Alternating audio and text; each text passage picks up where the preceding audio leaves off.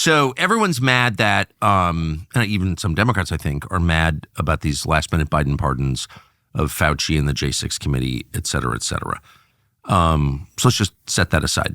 My concern is not that these people are punished. Fauci's 81. Yeah, who cares? I think he'll be punished, Yeah. In some larger sense. But I want to know what they did. Okay, so can we just go through a couple of these and why would you pardon Fauci? What are the potential crimes, the crimes you think he committed and could be punished for that you're trying to prevent him from being punished for by pardoning him? Well, with Fauci specifically, the one thing that comes to mind immediately is perjury. Yes. Because he's been accused of that essentially already by, the House committee.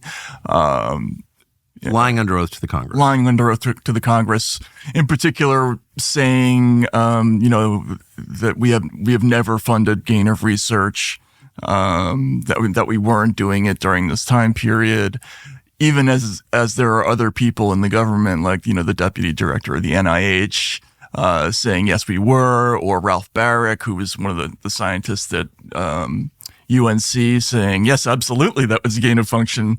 Yes. So there's a little bit of a problem there. Now, he later amended the statement and said that he was speaking in a specific way, under a specific definition, but there's exposure there. But that's not really the issue with Fauci. The issue... I believe that.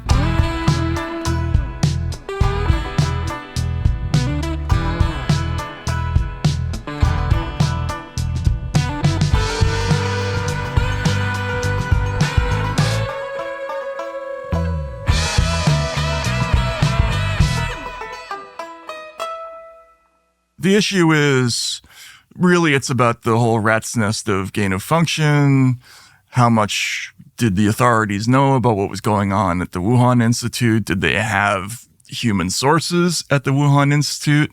Was there advance warning that this was coming? Were they suppressing investigations into the possibility of a lab leak because of the connections to U.S. research? All that stuff is in play. I mean, there's a lot of stuff that's going on that you want to know.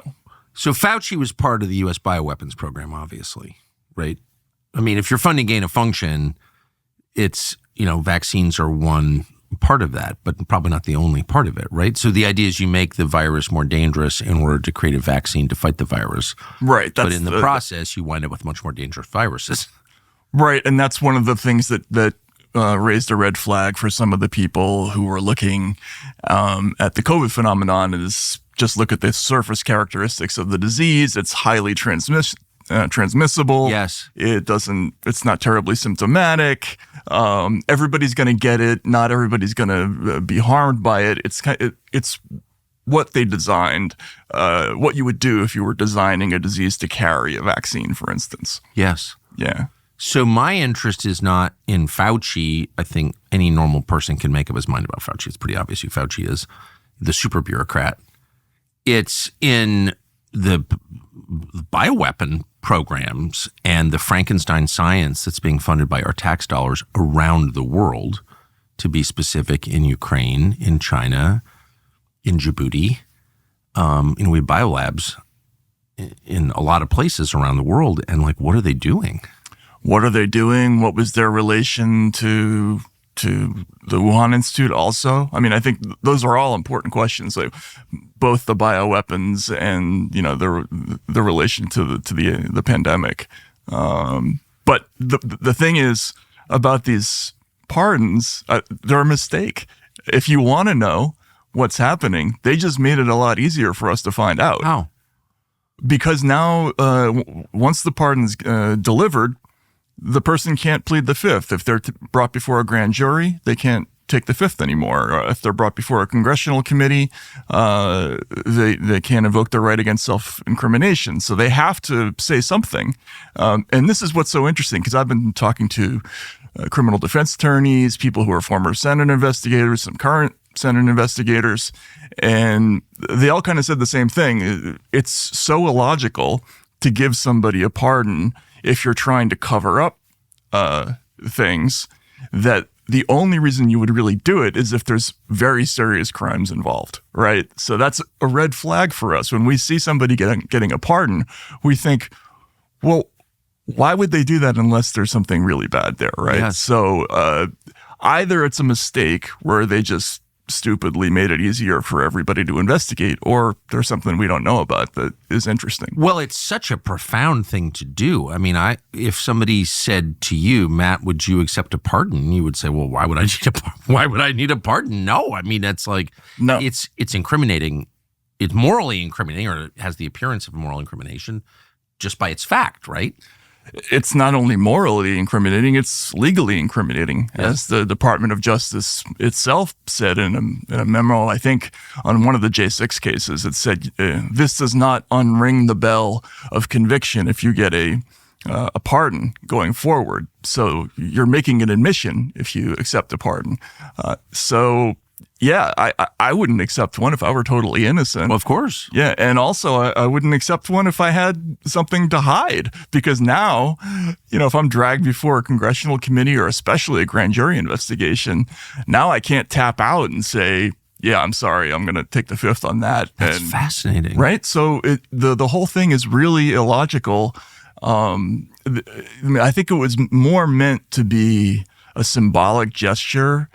And this is really, I think, speaks to the thinking of the Biden administration about so many things, right? They were so driven by optics with Trump that they did a lot of things that were incredibly stupid. So they want to portray him as vengeful and out to get people.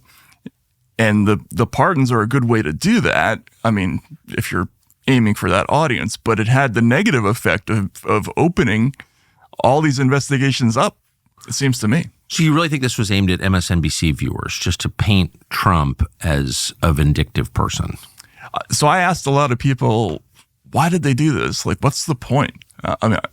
And one of the theories was that this is messaging. Yes. That they were trying to create a headline. And there were lots of headlines instantaneously. If you saw them, they all basically said the same thing, like, to ward off future vindictive retaliatory acts by the Trump administration, Biden issues pardons. It's always after the comma, right? Yeah. That's one theory. The other theory is that in the last days of a presidential administration, it gets pretty chaotic in the White House, and people who want things and, they will come in and there will be a hurried frenzy to put stuff on paper. And that's why there are unprecedented things in these pardons. For instance, the J6 pardons, this has never happened before, where you give a pardon to a category of unnamed people, right?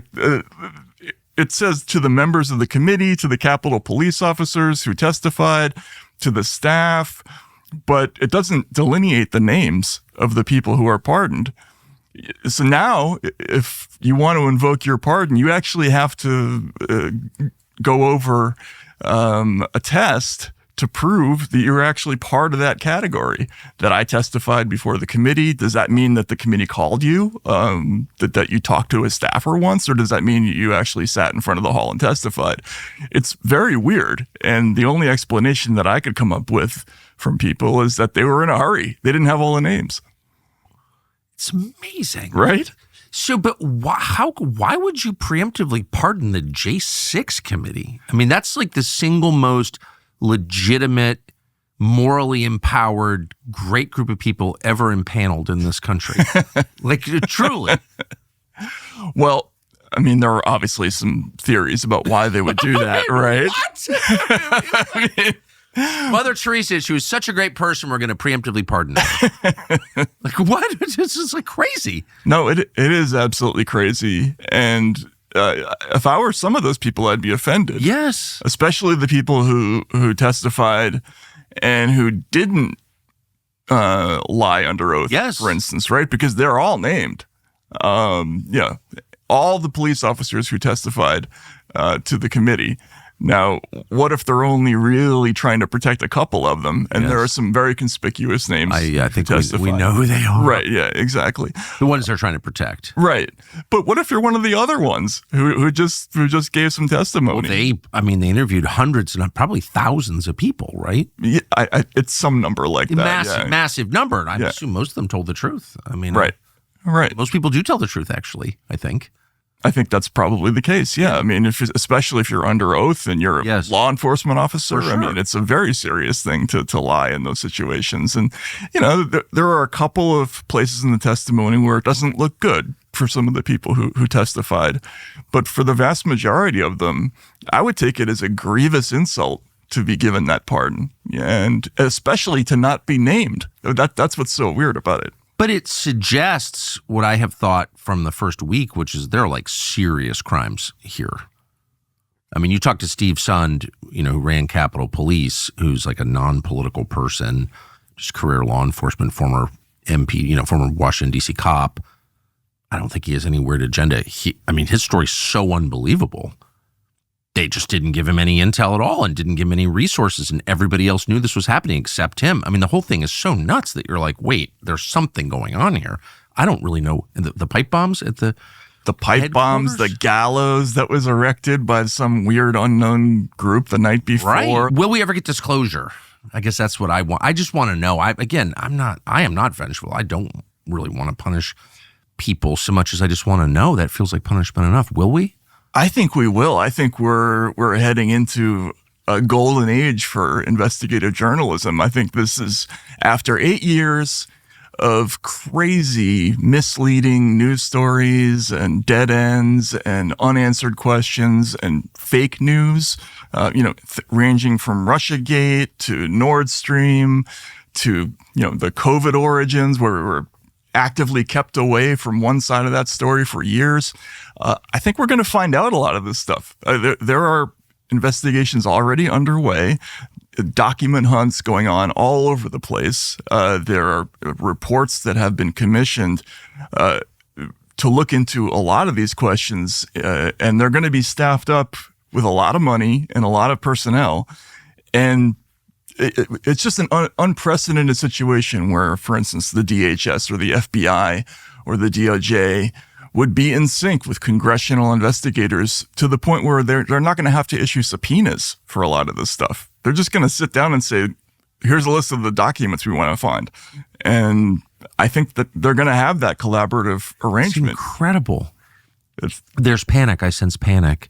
And I sense it in some of these confirmation battles, particularly the sort of offline stuff that you don't see in the media, but just when you find out the lengths to which permanent Washington is going to, say, sabotage Tulsi Gabbard, who's an Army officer who's had a clearance for more than a decade, carries an automatic weapon. Clearly we trust her with America's, defense. Why can't we trust her with America's secrets? Well, of course we can. So what is this? And it really is, people are panicked that what they've been doing is going to come to light, I think.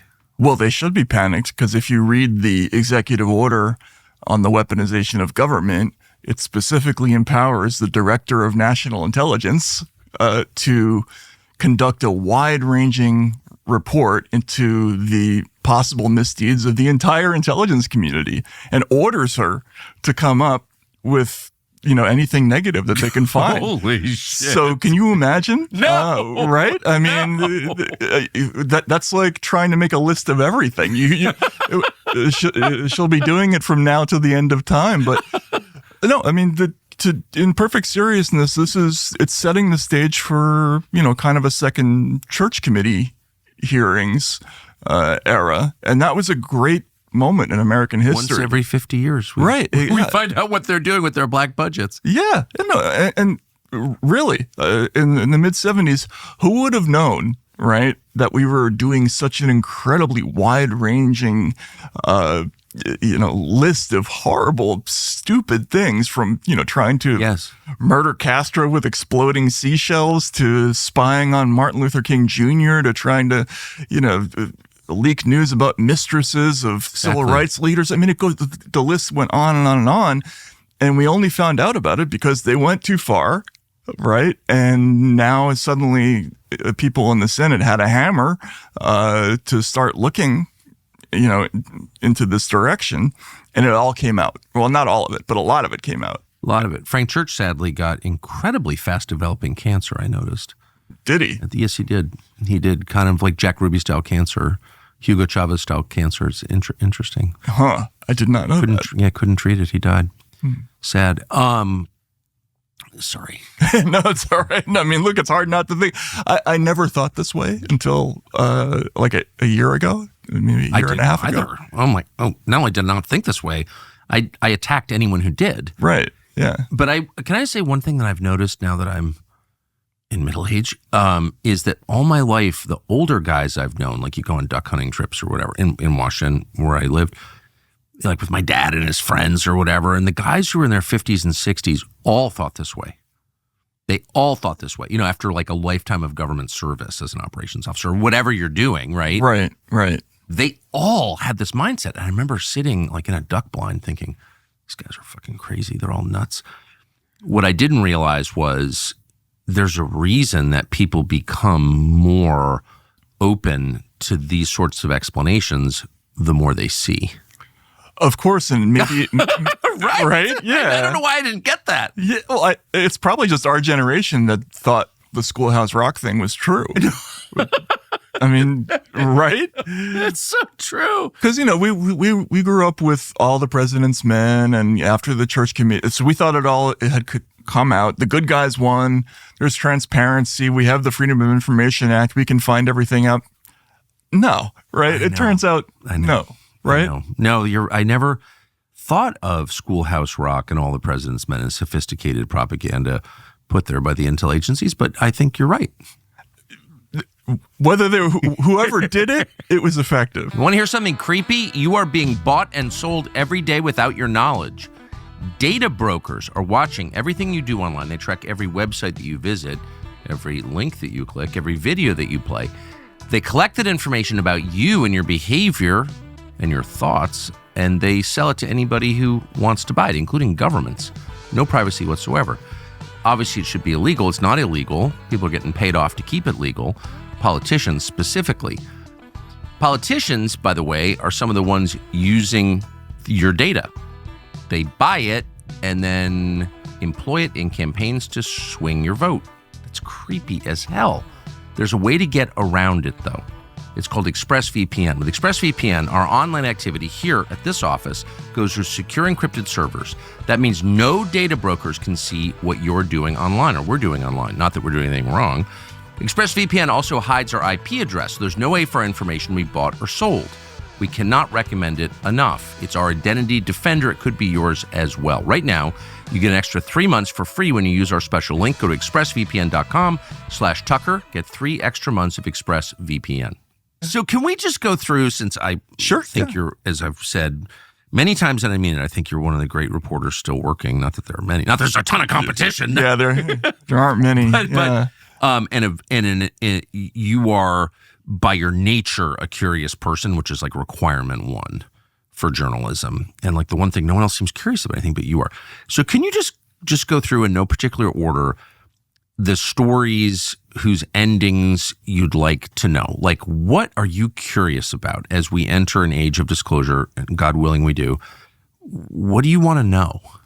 So first of all, just to back up, I tried to make a list a couple of days ago. Oh, did you really? Yeah, of all the things that I would want to investigate if I were, in that kind of a position to order these kinds of things. I'm actually going to take notes as you talk, because I want to follow along at home as this happens. Okay. But I couldn't finish.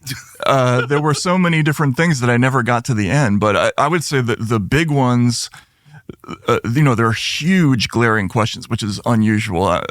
For instance, who was president the last 4 years, especially the last year? I think that's an enormous question. Tony Blinken. Do you think it was Blinken? I think Blinken's so evil, so demonstrably evil and also stupid that I just see his fingerprints everywhere. Right. Right. But that's just a pure guess.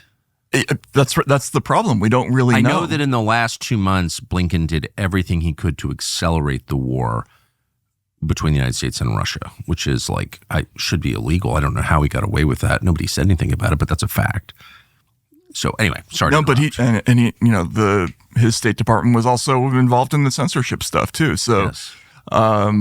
Who was president? Who was Good. president? Let's start with the big question. Yeah, no, I mean, I think of all the crimes that are on the table and the potential corruption issues, people signing documents or somehow getting documents signed by an incompetent president or an unfit president has to rank up there with the most serious things that have ever happened in American history, right? So you have to look at what was the process of the White House operation, right?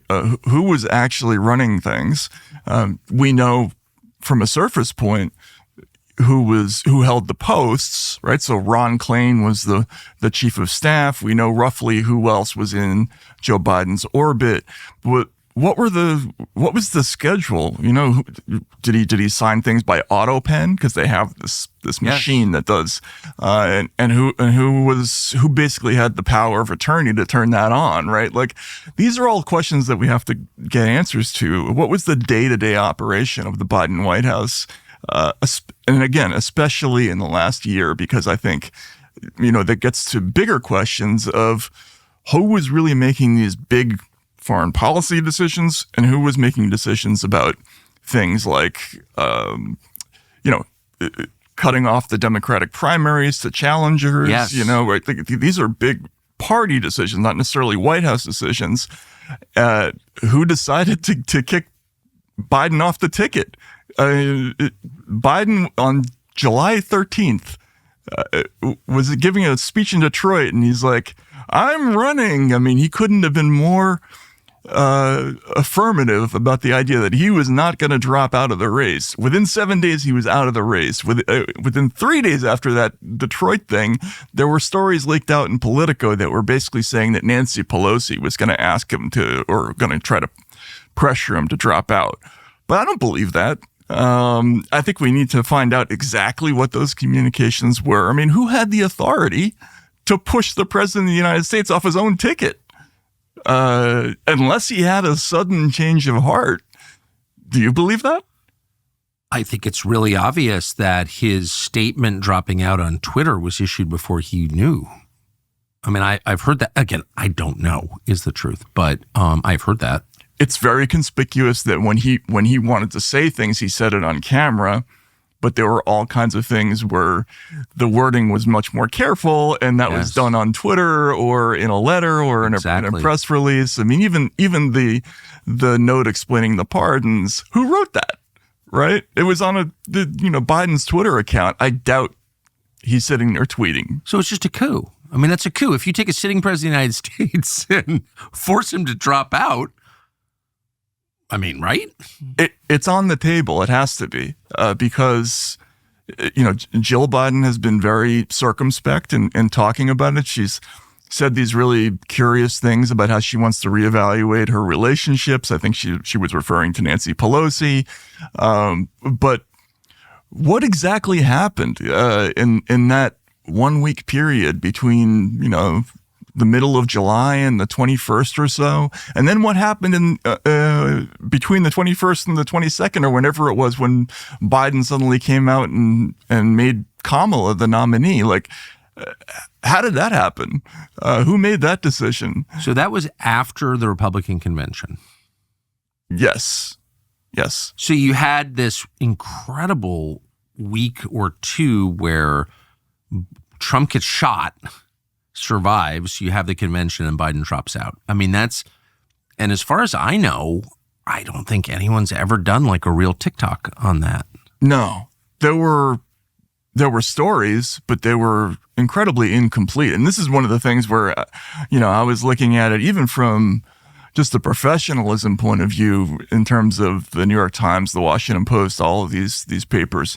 How does nobody ask who made the decision to nominate Kamala Harris? How did that happen? How was he kicked off? Or how did he come to that decision? Normally, there would be a big show of that, right? There would be somebody would come out and give an interview to, I don't know, 60 Minutes and say, well, here's how that happened, right? And whether it was true or not, there would be a grand explanation whenever there's something big that happens with the president. Here, they just kind of did a little tweet or a press release, and there were things that were leaked out in newspapers. None of it made any sense. So, they have to get all those communications. And I think that's what was important. There were preservation letters that were sent out by some Senate committees. I hope it captured a lot of this stuff, but we'll see. Do you have any sense of what the answer is to either one of these questions? Who was functionally operating the Biden administration? And who kicked Biden out? Who made these decisions? I've only heard theories about this, right? And that's the problem. It's kind of irresponsible for reporters to speculate. I agree. We don't know. All we know, we saw little bits and pieces of things. Like there was a really weird moment. You might remember when Biden said something to the effect of, we can't allow Putin to stay in office or whatever it was, right? And people immediately interpreted that as a regime change, of course, comment, right? 47 minutes later, the White House comes out with a walkback clarifying statement saying, our policy towards Russia is unchanged or something ambiguous like that.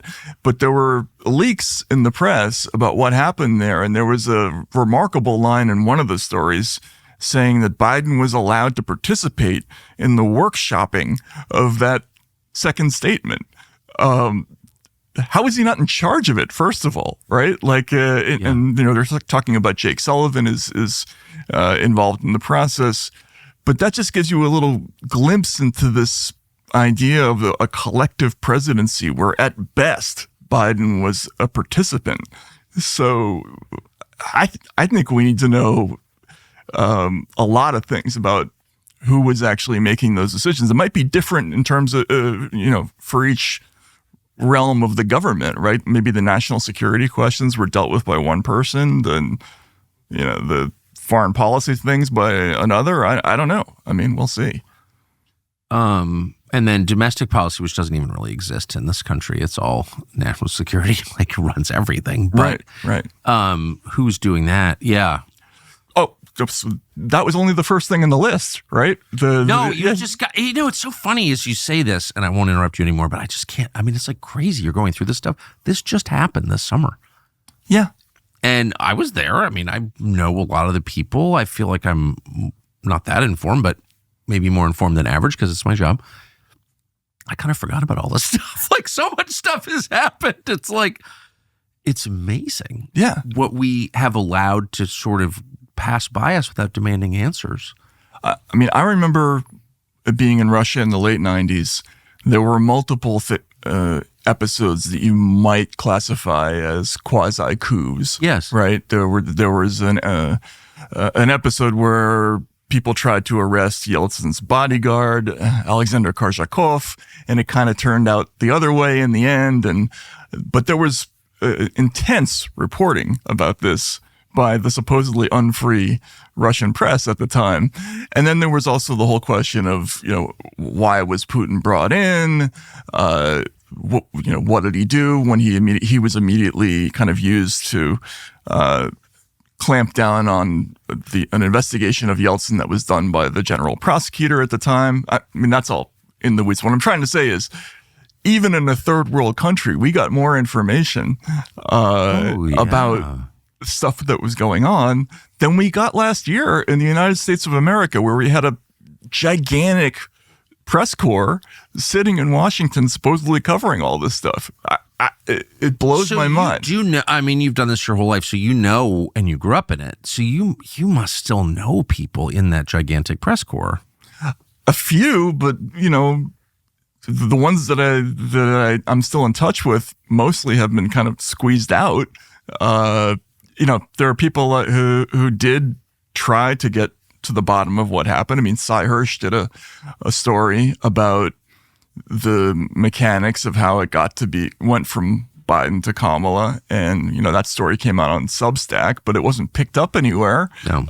And that's kind of the way the media works now. Cy Hirsch also broke the story that the United States, NATO, the Biden administration, was behind the sabotage of Nord Stream, the natural gas pipeline to Western Europe, to Germany. And that's on the list too, obviously. But I think we can say that's true.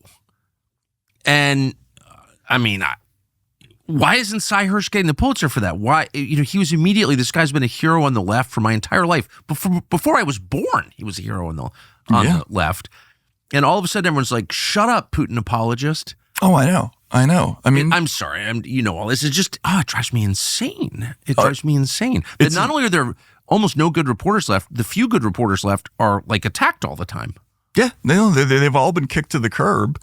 I think it's very notable that a lot of the high-profile investigative reporters just can't even publish in the United States. Oh, I know. And look at somebody like Jeff Gerth, who made a point of kind of keeping ties to traditional media and not burning bridges and doing all that stuff, and worked his butt off to get this 24,000 word piece about Russiagate into the Columbia Journalism Review.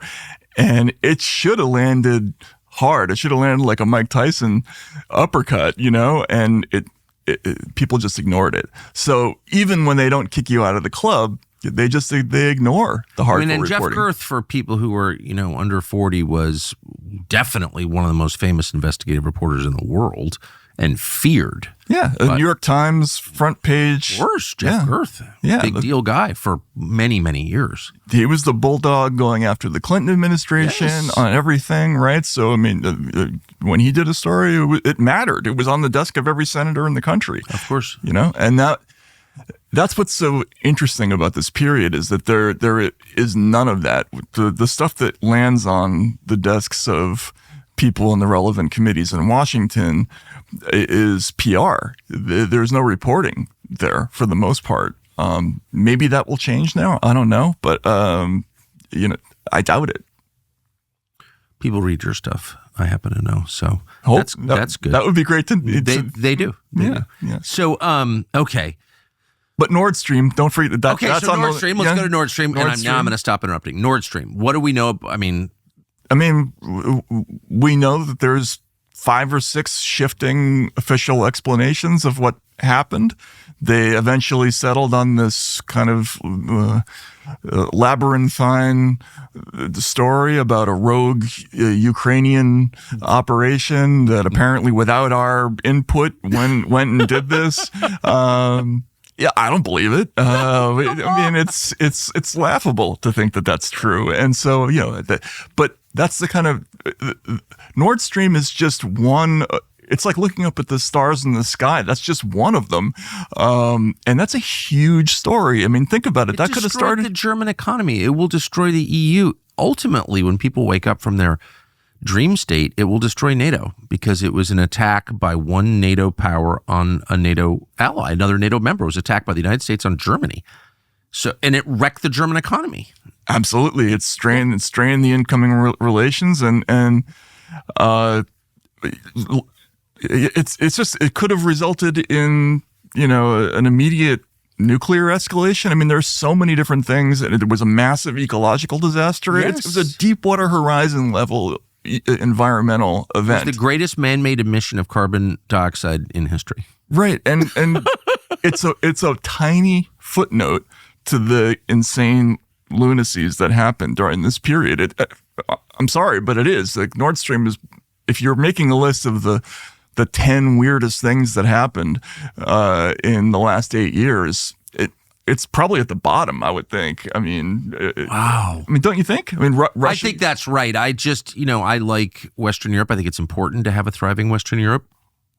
I don't think they're a rival. I think they're a complementary region to the United States. And to see it destroyed intentionally by the Biden administration, look, it's just wreck Western Europe. Like, why would you do that? And I'm fixated on it. But you're right. So what are the others? So COVID. Okay. There are so many different areas where they're going to have to reinvestigate that. We just went through a period where, there was sort of mass stonewalling of Congress when it was trying to investigate what happened with COVID. people that were key people like Peter Daszak from the EcoHealth Alliance who just didn't answer subpoenas, right? And so we're gonna there are documents that we know exist that we're gonna get now, with FBI communications between the Bureau and a lot of these scientists, dating back 10 years, and it's going to tell a crazy story. I mean, a really interesting story. There's a reason why Fauci's pardon is backdated to 2014, because that's the time period that they're going to have to start looking, which is, when did we start defying the ban on gain of function research? We clearly did. I think that's pretty established at this point. Why were we doing it? What connection did that have to the Wuhan thing? What kind of advance notice did we get? What kind of lies were told about it? Who were responsible for those lies? What information did we get about the inefficacy of the vaccine? And how did that connect to statements by the CDC and the White House? This also connects to the censorship issue in a major way, because there was also a sort of massive effort to control the public conversation about this that went through the health agencies. So we know they're looking at that. And that's another executive order, by the way. The free speech order, directs them, the Department of Justice, to come up with a comprehensive review of all the censorship stuff. So we're going to find out about that.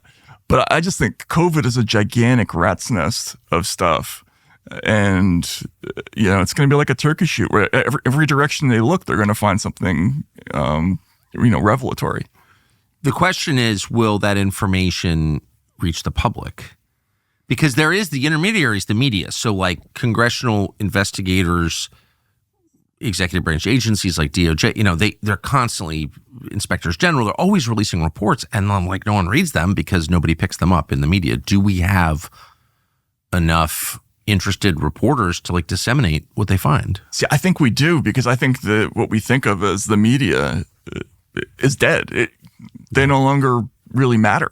The media that matters now are people like you and Joe Rogan and other, there's podcasters out there. There's this gigantic, thriving, independent media culture. It's incredible. That turned the last election, clearly.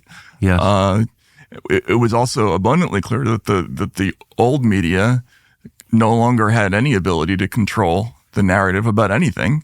They're totally discredited. So I think this stuff is going to come out, and because it's going to be so explosive, it's going to sort of solidify and heighten the prestige of all this new media. I think we're probably going to see whole institutions that are going to be built around these disclosures. We're going to have new newspapers, new TV stations. So I normally save this for the end, but I'm feeling so enthusiastic, I'm going to do it now in case people don't get to the end. Where do people find you? How do they support you if you've made it this far in this conversation? You're like, this guy's unbelievable. I'm sorry, shamelessly promote for just 1 second. Thanks. No, I'm at racket.news on Substack, where a lot of these news sites are. For those who didn't grow up playing squash, how are you spelling racket? RACKET.news. Right. So racket. So racket. Not squash racket. Not squash racket, like that's a racket, which this is. Yes. It turned out to be aptly named. So nice. But yeah, no, I'm feeling very optimistic now. I think there are still some holes in this new media landscape. We don't have the huge institutions that have reporters who have beats, which I think is crucial, right? Because you need to have people who develop sources in one small area. I agree. And you saw that with Julie Kelly on January 6th. Julie Kelly, I don't know what she did before. She's purely kind of a creation of the internet. Well, she's a self-creation, but her medium was the internet, and X specifically. And she just got mad about January 6th and just relentlessly focused on that. I'm sure she has other opinions, but she only did that. And I mean, man, this one woman, and who I think she's my age-ish, unearthed all this information that was no one else got it except her, because she was just so focused on this thing. Yeah, no, it's great. It's incredible. And that's exactly how the press is supposed to function. Yes. They're not supposed to be credentialed. Like, it's not supposed to be a thing where, somebody confers a title. You are the official media. No, the citizen, that's part of our job is to be the press, right? Like, that's why the First Amendment was designed for that to happen. And there was lots of incredible reporting that was done by either individuals or small organizations like the U.S. Right to Know. They filed hundreds of FOIA requests on Fauci and gain of function and everything, and they really started the ball rolling on that whole side of that investigation. It's it was a relatively small site, and they had good young reporters there who were hungry, and that's how this thing works. Amazing, right? Amazing. It's exciting. It's so exciting. And it's also true that there are increasingly people making like a legit living. I'm not getting rich, but like paying the bills doing this job. Right. Which is important. And that's also how it's supposed to work. Yes. I mean, I remember hearing a story about I.F. Stone. When I was starting on Substack, I was calling around to some of the old timers and saying, like, is this a good idea for me to tap out of mainstream media? And they told me a story and they said, I.F. Stone cranked out a newsletter. For those people who don't know, he was Izzy Stone. Izzy Stone. He was one of the original independent investigative journalists. He worked out of his house. He put out this little newsletter, the I.F. Stone Weekly. It was great reporting, independent, didn't have to answer to editors who told him to shape things one way or the other. And he made a nice living, got himself a nice little house, and that was enough, right? And he had an impact. And you can do that now. The internet makes it easier, actually. It's amazing. Yeah. In America, we do things a little differently, and we always have. When the British said, hey, we're going to tax your favorite morning beverage, the Revolutionary Sons of Liberty said no, and they poured the entire shipment of tea into Boston Harbor and created a new country, a country based on personal choice and freedom. Well, 251 years later, it is time to throw something else overboard, your overpriced big wireless contract. You don't need it. Do you need to pay $100 a month just to get a free phone? I don't think so. The cell phone company we use, PureTalk, says no to all of this inflated prices, the BS, the contracts you can't understand, and instead gives you service that you need, that you actually need. With PureTalk, it's super straightforward. You get unlimited talk, text, 25 gigs of data, mobile hotspot at a fraction of the price. And with a qualifying plan of just $45 a month, they'll throw a free Samsung Galaxy your way. So you get everything and you know exactly what it is. It's not designed to deceive you. We strongly recommend it. PureTalk provides the same coverage as the other guys. It's just a lot more affordable and a lot more straightforward. You can find it for yourself. Visit puretalk.com/Tucker. Make the switch today. PureTalk, America's wireless company. You wonder, again, I'm delaying you in your narrative once more, No, so it's with okay. apologies, but you wonder, even just the 4 topics you've mentioned so far are so big that if we got the truth or some, higher percentage of the truth about those things, you wonder about the social effect. So one of the things the censors always say is they're doing this or preventing you from knowing certain things to preserve societal stability. Yeah, and trust in institutions. Trust in institutions, exactly. Trust in institutions. So, that's already gone away, but it will evaporate completely the more we know, don't you think? Yes, but it'll be like, hopefully it'll be like the church committee hearings where, look, we just have to accept people are going to have their minds blown by discoveries, revelations. For instance, it's already starting in the news media. We're starting to get stories from journalists who were told they had to suppress certain angles, right? There was a Politico story about some people who were told to stay away from the Hunter Biden laptop story. Yes. 2 Politico reporters, having left Politico, admitted that Politico, which is supposedly covering Washington, told them, no, we're not doing that. Right, exactly. And my first question is, why didn't you say that when it happened, but I guess people have jobs, right? So that's a thing. But there are going to be a lot more of those. I mean, there are already kind of whispers going around, but people are going to learn that institutions they believed in their whole lives were fraudulent, that they lied to them about important things. And it's going to be difficult at first, especially since there are not solid new institutions in place to replace them. Yes. It's one thing if you're taking down the CIA in the 70s and there's a supposedly reformed CIA there, right? This is different. The media is going to have to rebuild itself from the ground up. I think it's already doing great, but it doesn't have that look for a lot of people, right? No, it doesn't, that's right. And, it looks very different, for sure. And so, it's going to be, I think that's a good point. It's a transitional period for people. I guess, look, if you want trust in institutions, and I definitely do.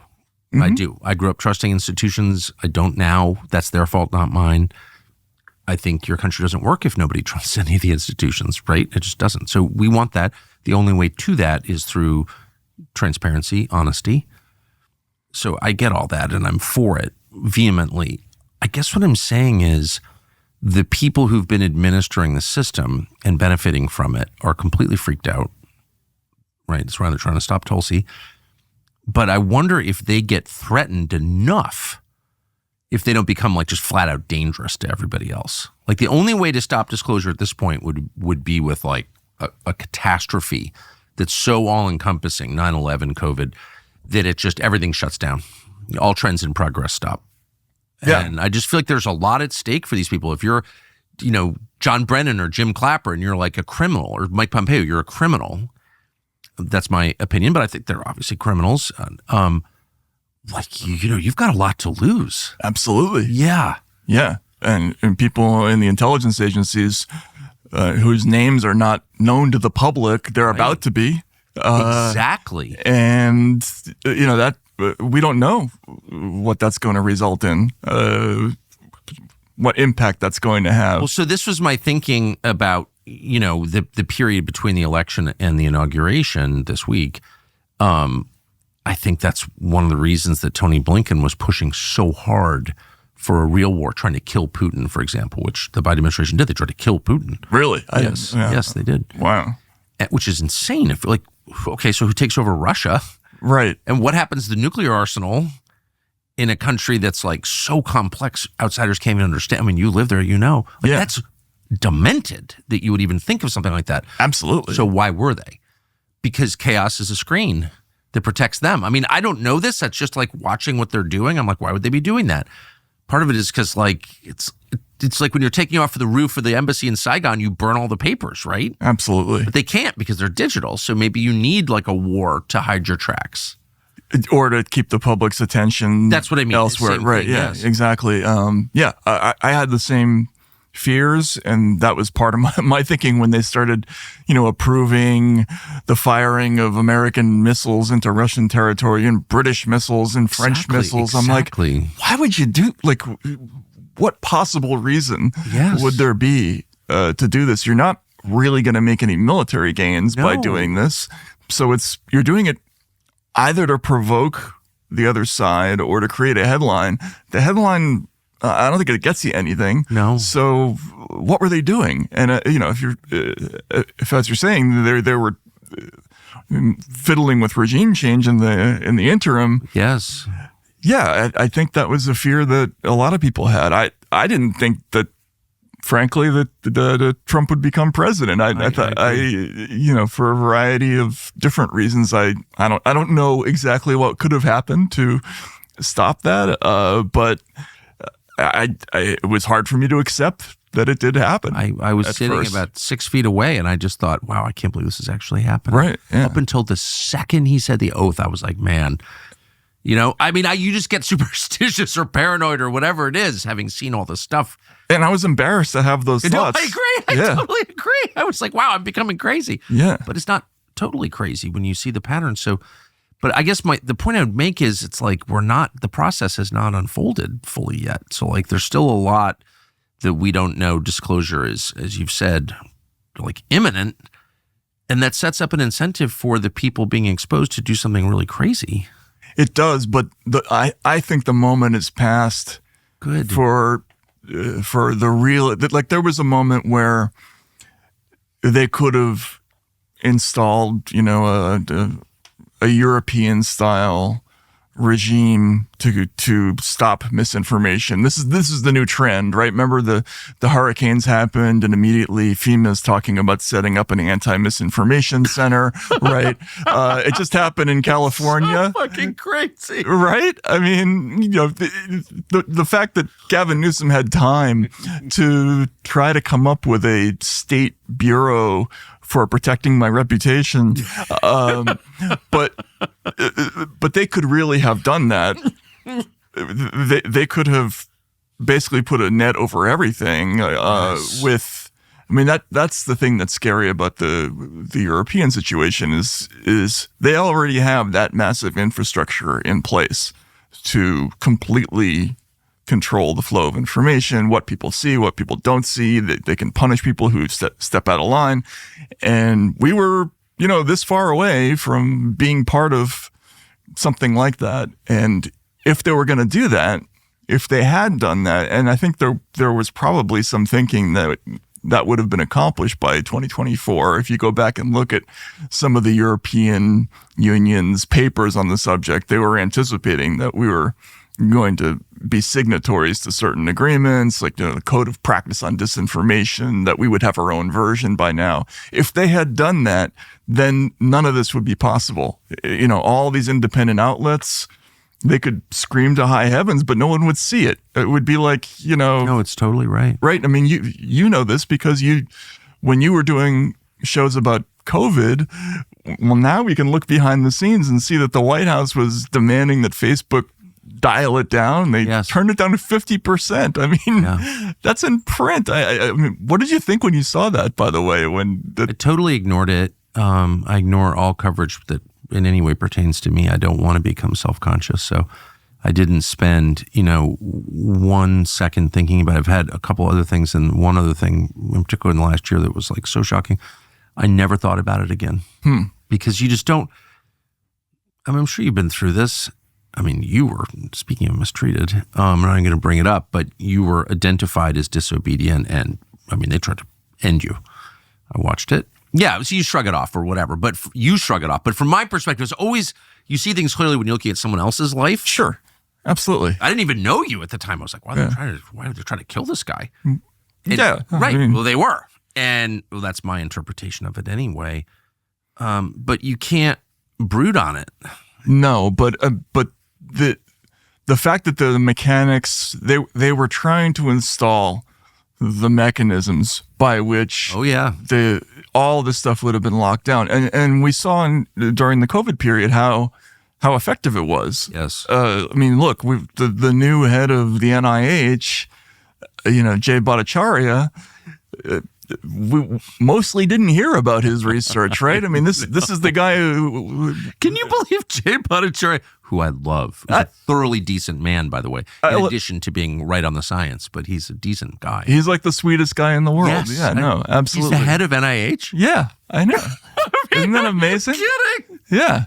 He goes from being censored to being the head of NIH. It's an amazing transition, but the thing that's so extraordinary about it is America would have had a completely different idea about lockdowns if they had understood how infectious the disease was, how fruitless it was to try to physically prevent people from, getting infected, and how unlikely that was to succeed, and how, compared to all the other negatives that could have happened from keeping people at home and everything like that, like they wouldn't have made that decision going forward, but they were able to effectively suppress that point of view, which is really scary, right? I mean, there was real research out there and most people didn't see it. I didn't see it until a year and a half later. No, I know. Right? I know. So, and that's what could happen. That's what could have happened with all this stuff. So I know that you, without getting too specific, but you're in touch with doctors, like on a personal level, like doctors. Just practicing, clinical physicians, right? Well, Did they know? My wife's a doctor. Okay, I didn't know if you wanted to say that. Yeah. You're married to a doctor. So did they know? It was kept from them too. Like they didn't. Yeah, I mean, your average emergency room physician was aware that a lot of the COVID propaganda was fake. Well, yeah, I mean, I know some ER doctors as well, and they had to go looking for information, and it was very hard to find. And to this day, if you go on Google and you go looking for things, you're not likely to find the sort of counter narrative thing easily. And I think for a lot of doctors during that period, it was frustrating because even peer-reviewed research was not always easy to find for them. So, yeah, during that period, it affected the whole question of experts who talked to the press. They weren't always informed about what was going on or about different studies that had been done. And yeah, we had a completely different idea about the pandemic than maybe we should have. But the point being is not so much that was destructive in itself, though I think it was, but that it was a proof of concept of something that was to come, Do you think that as we unearth more about COVID, that the biggest question of all, which was what was the point of that? Clearly was the point. I mean, if every part of the society was coordinated and aimed toward the same goal, which is increasing the fear, preserving the lies about its origin, hiding a lot of stuff, and telling you and pushing you toward the vaccine. So and it was utterly coordinated. If anything was coordinated, that was from the churches to the schools to the media, everything. Everyone's on the same page. Why?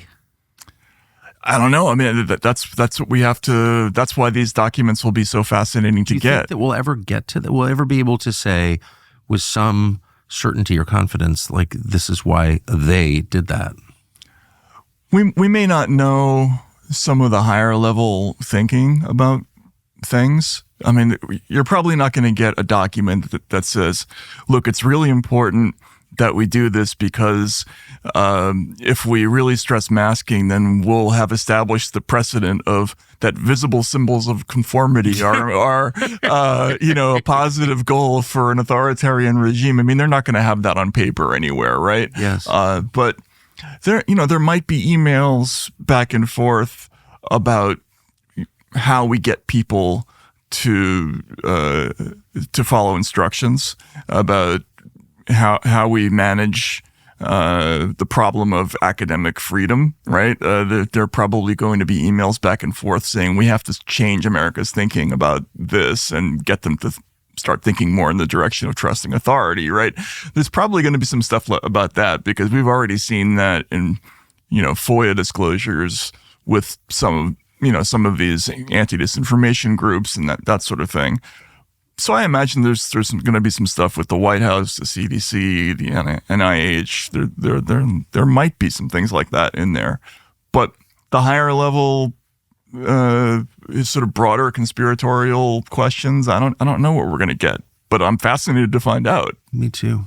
I want to tell you about an amazing documentary series from our friend Sean Stone called All the President's Men, The Conspiracy Against Trump. It is a series of interviews with people at the very heart of the first Trump term, many of whom are close to the heart of the second Trump term.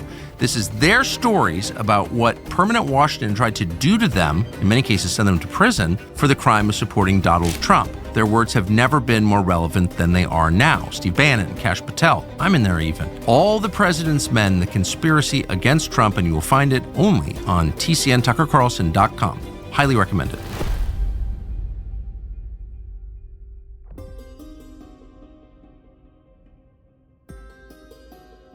So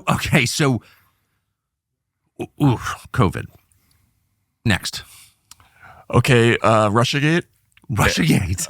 And, the sort of related phenomenon of fake news, intelligence leaks designed to destroy careers, which bleeds into kind of lawfare, right? But Russiagate specifically, that's a big story. That's a place where I think that's going to be the easiest hit for investigators because we know where the documents are. In some cases, we even have them already. They're redacted. So we get to look under the redactions now. Why did they start the original investigation? What was the impetus for the July 31st opening in 2016 of Crossfire Hurricane? There's some conflicting stories in the past. Did it really come from Britain? Did John Brennan really advise the CIA to look into it? Or was it something else? Why did the FBI open an investigation into Trump specifically after he had taken office in May of 2017? It's just an extraordinary thing. Thinking, back to that time, we don't remember it, but the FBI opened a probe into the sitting president of the United States to ask the question of whether he was working for a foreign power at that time. And what evidence could they have possibly had for that, apart from the fact that he fired Jim Comey? Did they have any? I mean, they had no evidence. If there's nothing under those redactions more than that, then that itself it's an extraordinary scandal just by itself, right? So the predicate for all of this, I think, and maybe even earlier, but to my knowledge, late in the summer of 2016, with the hacking of the DNC and the emails from the DNC. And the FBI never investigated it, never investigated the actual, the physical removal of this data from their servers. Instead, a company called CrowdStrike, which worked for the Democratic Party, did. And then exactly at that moment, or right around that moment, a DNC staffer was killed in Washington, D.C. in an apparent robbery in which nothing was taken from him that I happen to know for a fact the MPD, the Metropolitan Police Department, thought was like bizarre. And they kind of didn't believe it. A Fox News host went on air and asked questions about this killing. Why wouldn't you? And the parents of the man who was killed either sued or I think they sued. They certainly threatened to sue and basically scared the crap out of everyone. So no one's ever asked a question about it since. They hired a private investigator who looked around in that case, I remember. And there were some odd details there. The FBI ended up in possession of his laptop. And then why would the FBI wind up in? I mean, this is a local crime, right? Yeah, this was one of the first reasons I started to look at that case because I got a call from somebody about that, I don't know why that was the case, but it is the case. And there were people at the DNC, one of whom I know, who thought that he was murdered for political reasons at the DNC. A very high-ranking person of the DNC told me that. And I probably should just say, but everyone can guess who it is who's informed on this, but I don't want to betray confidence, but I'm not making this up. Mm-hmm. And I don't know what happened, but as far as I know, not one person has looked into that in the media. No, and, even if it is just an unsolved murder of a type that they normally solve, the whole situation, that whole timeline was very strange. It doesn't really make sense. The hacking of the DNC, the bringing in of CrowdStrike, when the information was released online, they never really proved that case, but they immediately made inferences about it. And there was an incredibly sophisticated kind of public campaign to create this narrative that, upon closer examination turns out not to be true. So we got to go back and find out what did exactly happen there. Why did they order this Crossfire Hurricane probe? Why were they sending informants in after Trump or people in his orbit? And we know they did. And who were all those informants? It'd be interesting. I have some suspicions. Yeah. Well, we know who some of them were, right? But we don't know who all of them were. I mean, I did a story to the effect that the people in the House Intelligence Committee who were looking at this, Kash Patel's initial probe, that they came up with a number that it was 26 different people who were being investigated in Trump's orbit. no matter what happened, it's a huge story because it's a political espionage story. It's not unlike Watergate, really. Exactly. And we've laughed it off, or the mainstream press has shrugged and snorted at the idea that this is a scandal that needs to be taken seriously, but it does. It absolutely does. Just because it's Donald Trump doesn't mean you can ignore the FBI conducting political investigations willy-nilly and inventing predicates to look into people's campaigns and using FISA and all kinds of other crazy, can I say crazy shit? Yeah. I mean, that stuff was all nuts, and we need to find out exactly what happened with that. And that is one of the reasons I think that people are nervous about this weaponization of government probe, because it's absolutely going to look in that direction. Yes. And, that's one of the first things they're going to look at is who was behind that, who cooked up the Steele dossier, how was that released, and then there's the whole question of, leading up to impeachment and the leaks that were done. A lot of them were kind of illegal on their face, right? Like you can't leak signals intelligence to newspapers, and it was done repeatedly during that time period. Happened to me. They did it to me. Right. Yeah, exactly. The NSA read my text and leaked them to the New York Times twice. Right. Yeah. And they, admitted it one time, but it was under FISA. So it was like, Which is, by the way, hilarious because initially they were denying that it even happened, right? And then of course later it turns out it was more advantageous to leak the contents. So, but people developed very short memories during this time period. Yes. They were not able to retain information, among other things, because journalists got out of the habit of repeating the story. That was one of the things that we were taught. When I was taught growing up, when you're doing a story about anything, you have to recount all of the facts as if the reader has never encountered the story before. Each story should stand alone. Yes, exactly. You have to retell the whole thing so that they don't have to go looking for another story. That's exactly to find out what this means. Exactly. And one of the subtle little changes that happened to the media business in the last 8 years is they stopped doing that.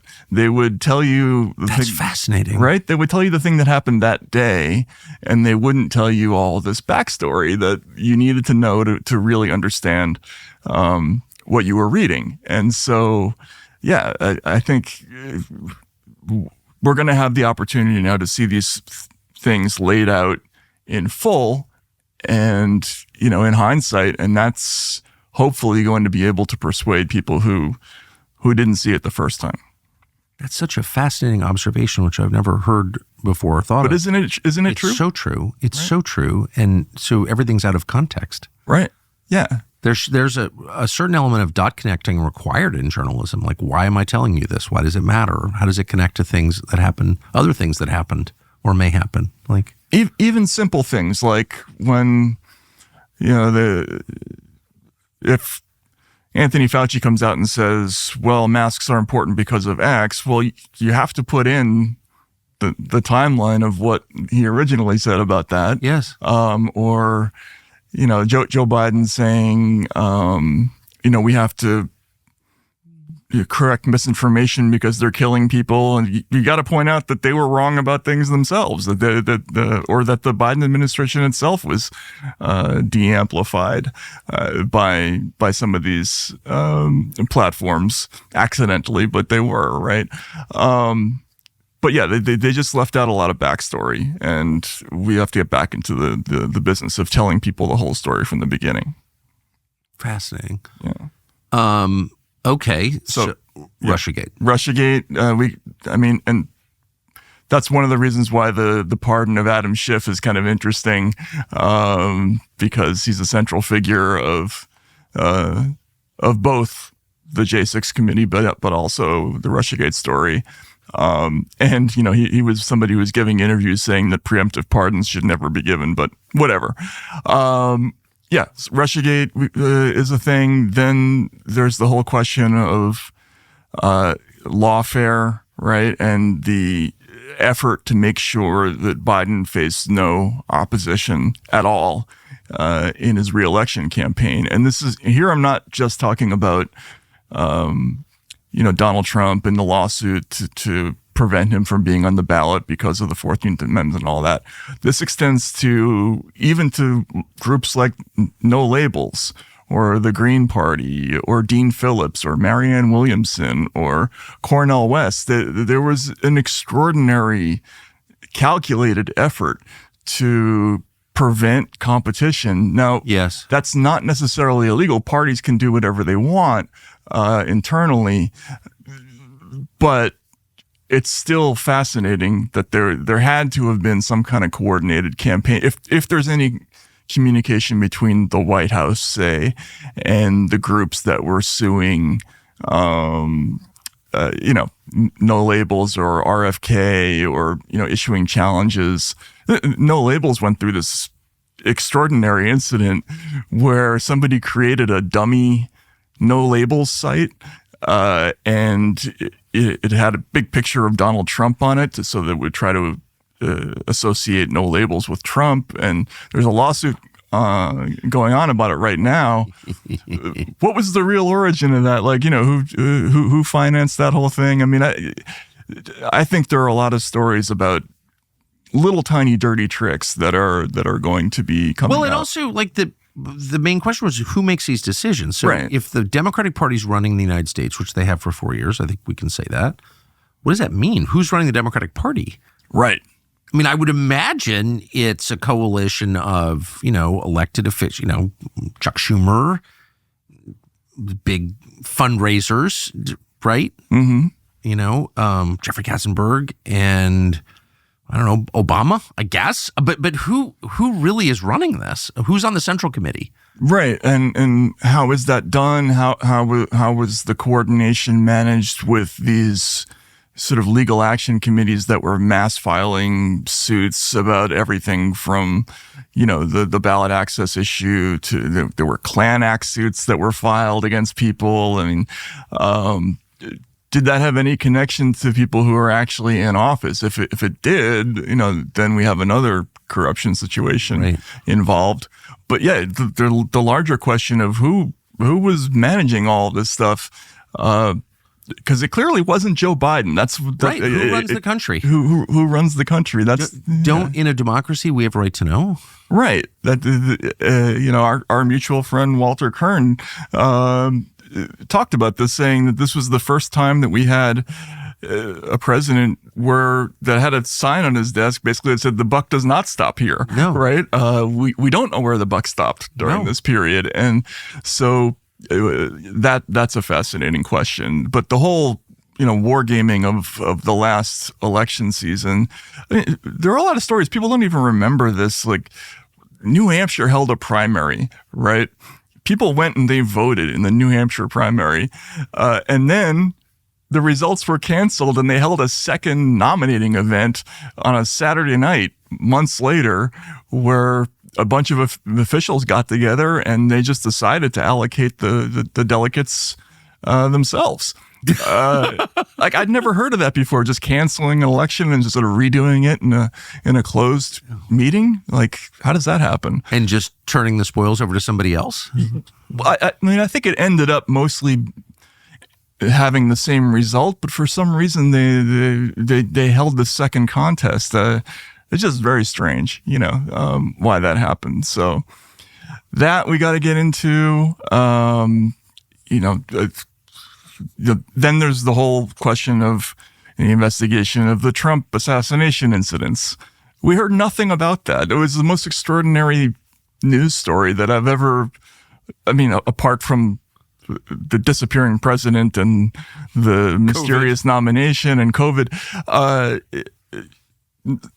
Presidential candidate and ex-president gets shot, and the story's dead within like 48 hours. And all you read in the news from the FBI, there are these comments saying that they don't have any motive evidence. We've done 100 interviews, but we don't know anything about why this happened or, what was going on there. Do you believe that? I have a very hard time believing that there's nothing interesting. He was kind of your classic 20-year-old American kid with no social media presence whatsoever, ever. You know? Right. Yes, exactly. And it is a very typical American story where one day you just wake up and decide to die assassinating a presidential candidate for no reason. Right. It's like who hasn't it's like done your that? first joint. Yeah. Your first joint. Yeah. And then the second one. I mean, you know, the Ryan Routh thing.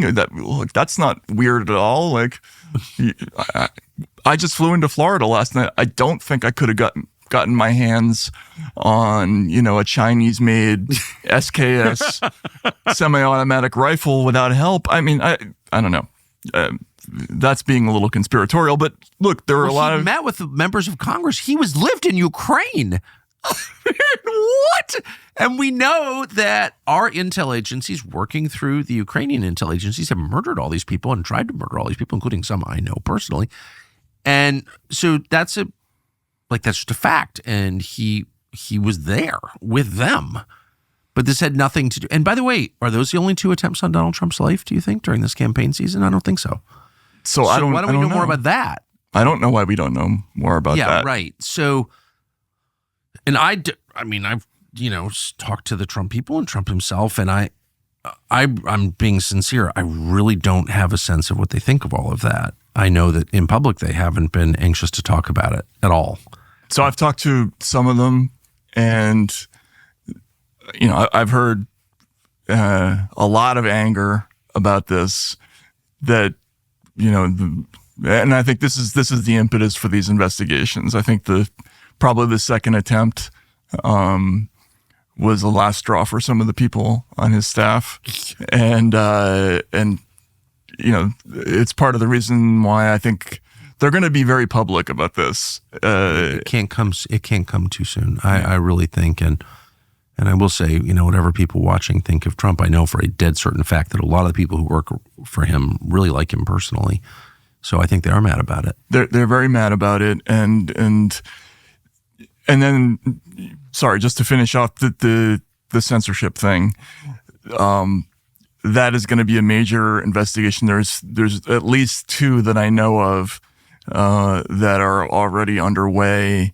You know, the government Rand Paul's committee, the Government Oversight Committee in the Senate, they really want to do a big thing, like a government files type of thing, where it would be like the Twitter files, but for the whole federal government, basically. And I think there are so many different wings of the government that were involved in what we got to see in the Twitter files, which, you know, to follow the example of what I just said, I have to repeat what this is. You know, when Elon Musk bought Twitter, he opened up Twitter's internal correspondence, and we got to see that there was this big bureaucracy with government pressuring platforms like Twitter and Facebook to censor content, but we only got to see a little bit of it. And I think what's going to come out is, you know, how extensive it really was, what agencies were really involved in it, you know, how many people were committed to that effort. What also were we negotiating with the European Union to be part of the Digital Services Act? Was the State Department doing that? You know, I think so. There's going to be a big. Who haven't followed it, can you just describe the Digital Services Act? The Digital Services Act is like the wet dream of every censor in the world, right? Basically, it mandates that every internet platform abide by the recommendations of these people called trusted flaggers, who are basically licensed content reviewers who look at things on social media, and if they see a narrative that they don't like, they will elevate it to the platform. And if the platform does not abide by the recommendations, they get crippling, enormous fines. And this is one of the reasons why there was a dispute between Elon Musk and Europe about whether or not he was following these rules closely enough. This just came into effect last year, but it's it's an extremely effective way to regulate speech because it doesn't require the government to actually do it. It's the private platform that actually commits, of course, the censorship. And this third-party methodology, which is specifically, by the way, what Donald Trump referenced in his free speech executive order, we don't want that to happen. We're going to not allow that. They already have the full-blown Death Star version in Europe of that, right? And so the investigation here in the United States is going to basically uncover how far along were we into developing the same kind of thing. The Twitter file suggested that we're already doing it informally and illegally, probably, but we want to find out exactly how many. With Snopes and all the other fact checkers. Yes, all the fact checking organizations, right? Sometimes that was done informally by inference, or it was done through NGOs that made recommendations. But I think the really dangerous stuff is when you had State Department agencies like the Global Engagement Center or the FBI's Foreign Influence Task Force making direct recommendations to these platforms, or the White House in your case. We're going to find out all of these communications, not just little pieces of them. What about the U.S. government, the intel agencies' control of Wikipedia, which basically is our collective memory at this point? It's elevated by Google. It's the top of every search. It is the only history most people will ever read, and it's controlled by the U.S. government to disappear inconvenient facts. Yeah, I mean, Wikipedia has a very advanced system for regulating what gets into Wikipedia pages. If it's not a certain kind of source, it doesn't get on there. There was a bizarre incident last year where the Real Clear Politics, polling average, which is a tool that reporters have been using for almost 2 decades, they kind of left it off their page of polling average sites because they didn't like the page, I guess. I don't know. But yeah, I think we have to get some clarity about what happened there. Obviously, the former head of Wikipedia is now in a senior position in NPR. The deputy or the COO. One government media job to another. Yeah, exactly. And the COO of NPR is the former head of this thing called the Aspen Commission on Information Disorder, which is one of the groups that we investigated in the Twitter files. It was sort of heavily into this whole content moderation question. So the merging of state media with platforms and regulation of sourcing and all that stuff, that's probably going to come out too. Kind of weird that the head of the Aspen Institute wrote the biography of Elon Musk, isn't it? Right, yeah, exactly. Yeah. Walter Pincus, right? Isaacson. Sorry. Walter Pincus was the CIA reporter at the Washington Can you Post. cut that? Sorry. No. It's just funny. Yeah. You remember Walter Pincus? Yeah. Walter Isaacson. Yeah. Yeah. Yeah, no, it is weird. The Aspen Institute, I mean, they played a very strange role in the whole censorship story, but yeah. So what happens to you said the media as constituted is dead, but I mean, like the Episcopal Church, like they have enormous shells left. You know what I mean? Like the church has died, but they've got great churches, great buildings. What happens to like the Washington Post and NBC News? It still has bureaus and CNN and like what happens to these things? They're going to struggle, I think, to get audience back.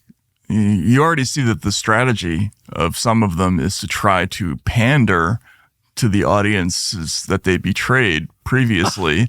There was a funny episode over last weekend where NBC and Saturday Night Live, they finally did a joke picking on Rachel Maddow. It wasn't particularly funny, but it was a signal that, okay, we're going to suck up to this group now, right, as opposed to the other one, which is so loathsome, right? And that, but Rachel Maddow was not the core.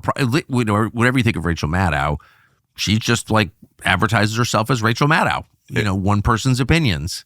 It's funny. You sounded like her for a second there. Yeah, well, I know her, and I've never been mad at her. I couldn't disagree more. I'm sure she's attacked me a lot. I wouldn't know, but I'm not mad at Rachel Maddow. I'm mad at Ken Delanian and No, of course. You know what I mean? People who pose as reporters who are actually just mouthpieces for the intel world. Of course. And my only point is that just by, changing the direction of their BS, right. They're not going to win back audience, right?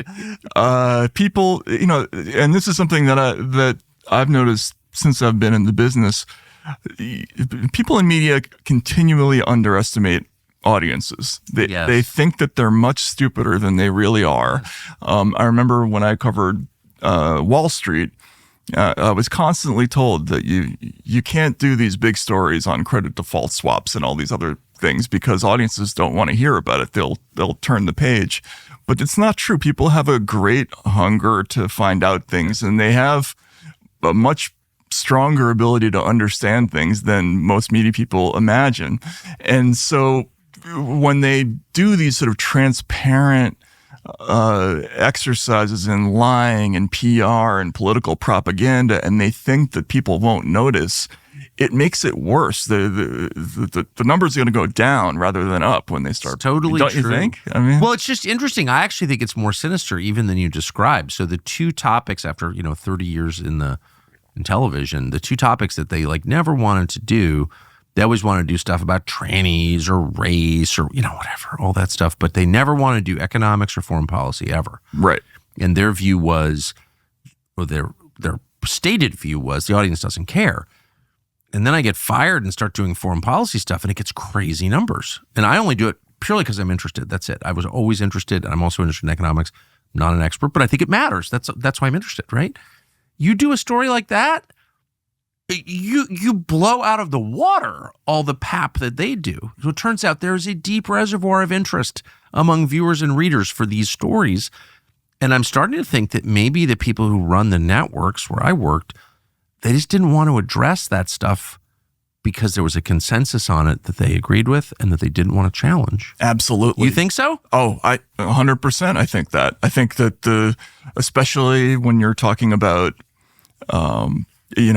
interventionist military policies, yes. whether or not they've been effective. Yes. Try pitching stories to, one of the big newspapers about, maybe some kind of downside to an invasion or an occupation or the expansion of, with 1,000 military bases in the Middle East or whatever it is, drone warfare, you're going to have a hard time selling that one, so right? But they did it in the slyest way. I mean, it went right over my head for decades. They did it not by saying, we just don't agree. We have one perspective on that and we're going to stick with it. That's a straightforward way to explain it, which I can digest.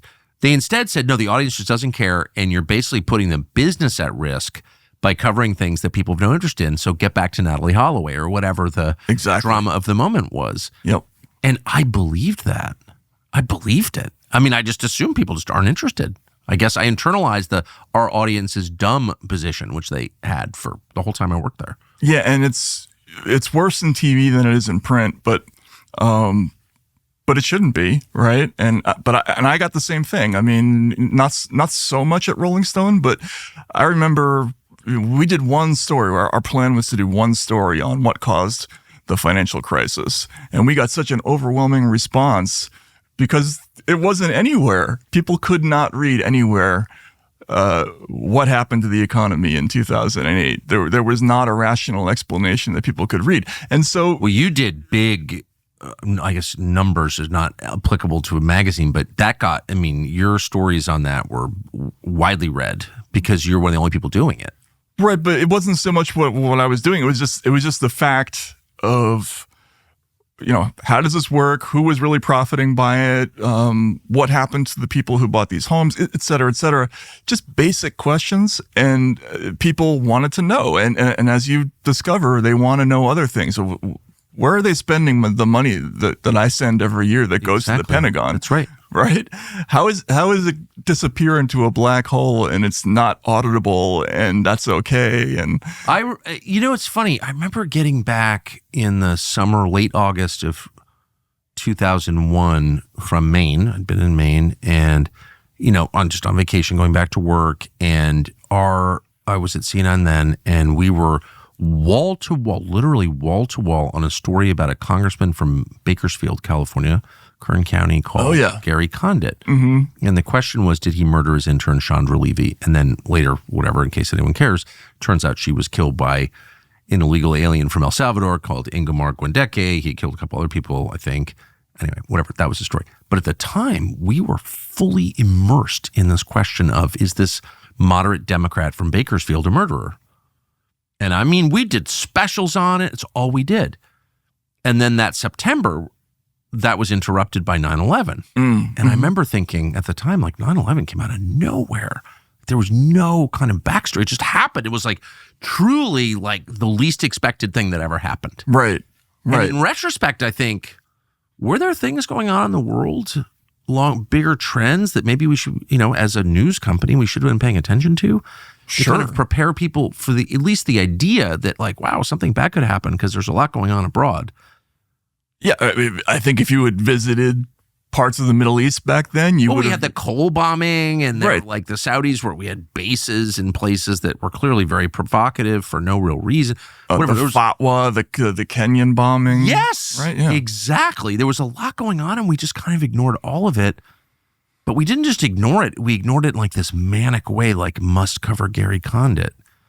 And I'm not a conspiracy nut, Matt, but you do sort of wonder, like, what was that? Yeah, those were the good old days when the manias were things like the Summer of the Shark, right? Remember that? Do I remember? I think I participated in it. Should you swim? But then you get 9/11, like this one, sort of beautiful fall morning, and everything changes. And it's like, I do think it's fair to ask, even if there's no intent involved, like, what should we have done differently to at least give people the sense that there were highly organized, well-funded elements abroad that hated us? Like, I just did not know that, and most people didn't. Yeah. Why didn't we do that, honestly? And it came as a shock to a lot of people. Like a complete shock. Yeah. I don't know, were you in the country when that happened? No, I was in Russia, and well, so at least you have that excuse. You're living in another country. I lived in Washington, D.C., covering the news for CNN. I mean, I hosted a show on CNN, and I had no idea that, like, that's a terrifying feeling, right? To be, you got to cover something that you have no background in. Well, there was no covering it. There was just watching it, right? Right? Exactly. And there's never actually been any covering of it. No one's ever really covered 9/11. Like, what was that? Yeah. Exactly. And what followed it. Yeah, exactly. Yeah, well, we did cover that. But, like, the 9/11, like, how exactly did that happen? We have all these law enforcement and intelligence agencies protecting us, and they had no idea that there are, dozens and dozens and dozens of, the 19 hijackers, but then all the support people living in our country, training, getting money from somewhere. We never really, like, what? Anyway, I don't know why I'm going off on that, but it's like no one ever asked the basic questions. Right. And, there are a lot of people who didn't ask basic questions in the last 8 years. I've noticed. Including me, I guess, because a lot of the things you just said are like, yeah, whatever happened to that? Well, it becomes overwhelming after a while. Overwhelming. That's right. I mean, if the 50th time they tell you that democracy is going to end in 10 minutes, or you're going to die if you don't, take this medicine, or whatever it is, or your kids are going to die. Emotionally, it wears on people, and it becomes very difficult. I mean, I think this was a factor in. It was a factor in a lot of the corruption stories, because audiences were not going to be receptive to alternative versions of what they had just heard, because it was such an emotionally wrenching experience for them. So it's going to take a while for people to digest a lot of these things. I think it's happening slowly, but what's going to be interesting about this period is that there's going to be this avalanche of primary material that's going to come out, and I'm fast. I can't wait. You're going to need to hire more staff to keep up with it all. Yeah, absolutely. Probably that's the case, and it's going to be a fun time for journalists like me. But just as a citizen, I can't wait to read it. So can I ask one last question? Mm-hmm. Of your reporting is marked by its command of detail, I would say.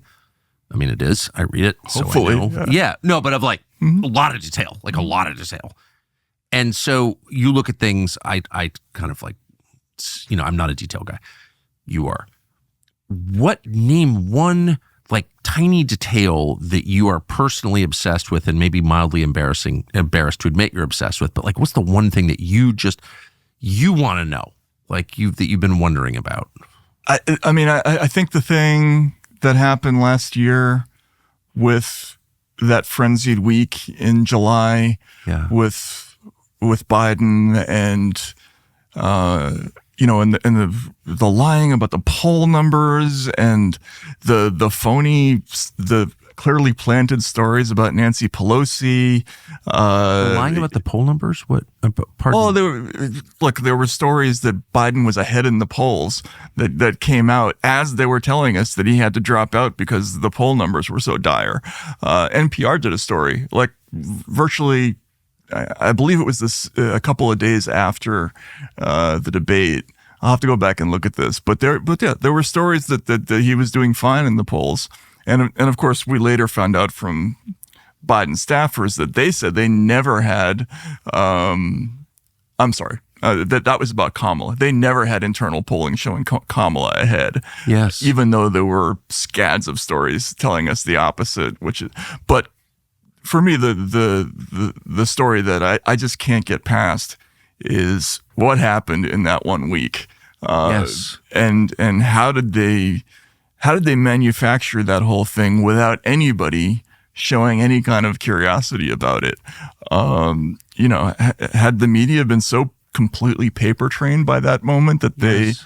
I guess so, right? But it's the same. But it's the same impulse that maintains discipline in Washington and in the media, which is commitment to party first. And so that is the one thing. All the things I disagree with the Democratic Party and some in the Republican Party on policy, like I have all kinds of disagreements. Like I think that, they think this, okay, got it. But the one thing I really can't relate to is the loyalty to party. What is that? I never understood that. What, you're going to agree with a bunch of people on everything that they do and you're going to support that? It's one thing for politicians to act that way, but yes. I cannot understand it in a media person. Do you think that's a defining fact of like our life, is this commitment to party? Well, right now we have this situation where the only versions of things that you get are essentially party explanations, and that's why it's so interesting that there's this sort of intermediate podcast space where people are exploring things from all different directions, and that's where all the people are going. I don't think it's a coincidence. Can that last? I think it can. I think what's going to happen is you're going to have new institutions that are built up around that are just going to find new ways to. Then you can't have, as long as that lasts, you can't have authoritarian rule. Right. Oh yeah, and that was proven. I mean, look, a handful of podcasts that a lot of people chuckled about had a huge impact in the last election. And you know what? Shame on those media people who laughed at those podcasts, because among other things, they had lower numbers than a lot of those podcasts, like significantly lower. Most of them, yeah. Right? And, they're snobs about it. They say, oh, well, that's, we have a better quality of audience. No, you just are not convincing. That's actually, they have a much lower quality of audience. Your average Rogan listener is way smarter than your average cable news viewer. Sorry. Right. Yeah. And they're more willing, and partly because they watch shows like Joe Rogan, which ask them to entertain multiple points of view on things. Right. That's kind of the whole idea. You'll see somebody, there are lots of people who go on the Rogan show that I disagree with. Me too. But I hear it, and that's the whole point, right? Is you get to hear different points of view. And that's been excluded from this other form of media, this kind of bifurcated red-blue landscape, which doesn't work anymore and is in collapse. But I just think that this period now, it's going to be great for launching this new media that's necessary, because they're going to have all this material to work with. And because it's going to be all documents, people are going to trust it. right? In the same way that they trusted the Twitter files, I didn't have anything to say about it. I just sort of put it out there. But all these independent organs are going to look at these reams of material, and they're going to discuss it and pass it around, and that's going to be how the public is educated, which is great. I love it. It's the best. Right? Man, you put me in such a better mood. Matt Taibbi, thank you. No, thank you. Seriously. I mean, I think you would do this for free. I get that feeling. So Absolutely would. I love it. Thanks, Tucker. Thank you. Appreciate it. So it turns out that YouTube is suppressing this show. On one level, that's not surprising. That's what they do. But on another level, it's shocking. With everything that's going on in the world right now, all the change taking place in our economy and our politics, with the wars we're on the cusp of fighting right now, Google has decided you should have less information rather than more. And that is totally wrong. It's immoral. What can you do about it?